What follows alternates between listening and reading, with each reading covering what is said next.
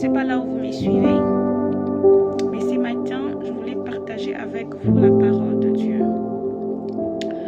La parole de Dieu, le thème d'aujourd'hui, c'est le fruit de la colère. Nous allons faire une prière. Seigneur Tout-Puissant, Seigneur, je bénis ton Saint-Nom, Seigneur Jésus-Christ. Que l'honneur et la gloire te reviennent, toi qui es et toi qui étais et qui es pour l'éternité. Au nom puissant de Jésus-Christ de Nazareth. Seigneur Tout-Puissant, Jésus-Christ parle à ton peuple, Seigneur Jésus. Seigneur, nous voulons t'écouter, nous voulons t'attendre. Seigneur, parle-nous, Seigneur, encore une fois, Seigneur. Seigneur, envoie encore une parole encore qui va libérer ton peuple et qui va sauver encore ton peuple. Seigneur, libère encore une parole, Seigneur, qui va sauver encore de vie. Au nom puissant de Jésus-Christ de Nazareth. Que cette parole transforme et change toutes choses. Que cette parole, Seigneur Tout-Puissant, appelle à l'existence ce qui n'est pas à l'existence. Au nom puissant de Jésus-Christ de Nazareth. Nous avons ainsi prié par le nom puissant de Jésus-Christ de Nazareth. Amen. Alors, le thème d'aujourd'hui, c'est le fruit du colère.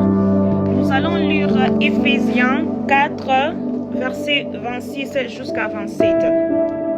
Si vous vous mettez en colère, ne pêchez pas, que le soleil ne se couche pas sur votre colère, et ne laisse aucune place au diable.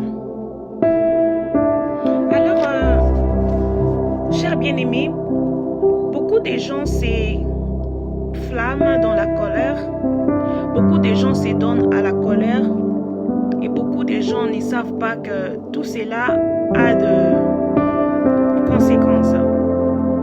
Tout cela amène à la destruction de l'être humain. Tout cela amène à la sécheresse de l'être humain. Tout cela amène à la périté de notre humain. Tout cela détruit l'être humain. Voilà pourquoi dans Osée 4, 6, la Bible nous dit que mon peuple est détruit parce que lui manque la connaissance. Beaucoup de gens sont détruits aujourd'hui parce qu'il n'y a pas la connaissance. Il n'y a pas l'esprit de la connaissance. Beaucoup de gens ne savent pas la vérité. Voilà pourquoi encore il est écrit que vous connaîtrez la vérité et la vérité vous affranchira. La vérité, la parole de Dieu, c'est la vérité. C'est une parole qui vous amène à connaître. C'est une parole qui vous amène à connaître la parole de Dieu, à connaître la volonté de Dieu dans votre vie, à connaître le commandement. Alors Dieu n'est pas dans la colère, Dieu est dans l'amour. Il dit dans sa parole, je suis lent à la colère et riche en bonté. Celui lui-même, Jésus-Christ, a préféré d'être rempli de l'amour, de manifester l'amour au lieu de manifester la colère. Même si vous lisez, vous regardez bien dans la Bible, dans le parcours de Jésus-Christ, vous allez trouver que Jésus-Christ, dans son parcours, il a beaucoup plus manifesté le fruit de l'amour au lieu de l'esprit du colère, au lieu de se fâcher à tout moment. Voilà pourquoi, étant qu'un enfant de Dieu, nous devrons ôter l'esprit de la colère, l'esprit de la méchanceté, car cela ne vient pas de Dieu. Voilà comment Caïn a détruit son frère à cause de la méchanceté, à cause de la jalousie. Il a pu ôter la vie de son frère.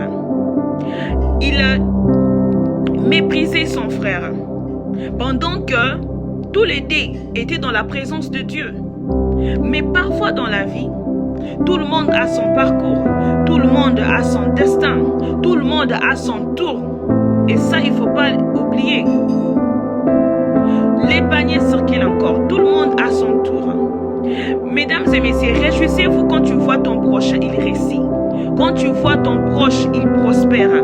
Encourage-lui, accompagne-lui. La Bible nous recommande que nous devons pleurer avec ceux qui pleurent et nous devons célébrer avec ceux qui célèbrent. Voilà pourquoi la vie de beaucoup de gens aujourd'hui sont détruits. Voilà la vie de beaucoup de gens aujourd'hui sont anéantis. Parce que beaucoup de gens... Voilà pourquoi l'enseignement enfante de grandes femmes et de grands hommes de la promesse. cher bien-aimé, si tu veux gagner dans la vie, si tu veux réussir dans ta vie, garde ceci. Garde, parce que la Bible nous dit que, alors, Osée 1:8, la Bible nous dit que ces livres de la loi ne s'éloignent point de ta bouche. Médite-les jour et nuit, afin que tu agisses selon qu'il est écrit. Et la Bible ajoute, c'est alors que tu réussiras dans tes entreprises. Cher bien-aimé, garde la parole de Dieu. Nous devons connaître la parole de Dieu. Nous devons, étant qu'un enfant de Dieu, nous devons agir selon la parole de Dieu. Dieu ne nous recommande pas d'habiter en nous l'esprit de la colère. Dieu nous demande aujourd'hui, ce soir, ce matin, de ôter en nous l'esprit de la colère, l'esprit de la méchanceté, parce que l'esprit de la colère est accompagné de l'esprit de la méchanceté, est accompagné de l'esprit de